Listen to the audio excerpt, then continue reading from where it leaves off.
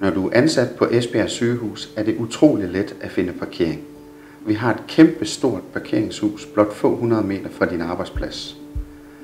Du finder det ved at skrive remissen P-hus på krak, og så bliver du ført direkte hertil.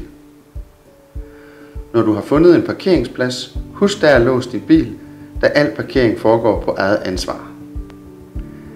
Der er nu 2 veje ud af parkeringshuset.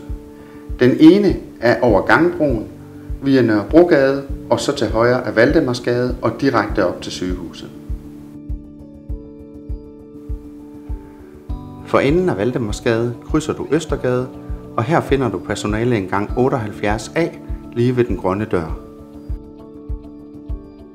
Du kan også gå højre om bygningen, ned ad trapperne og bruge personaleindgangen her, som blandt andet fører direkte til kælderen. Den anden vej ud af P-huset er der, hvor du kom ind med din bil. Du krydser Nørrebrogade og fortsætter op ad Haraldsgade, direkte op til den anden ende af sygehuset. Her krydser du igen Østergade, hvor du finder de 2 personaleindgange. Personaleindgangen til bygning D ligger lige på hjørnet af sygehuset, når du har krydset Østergade.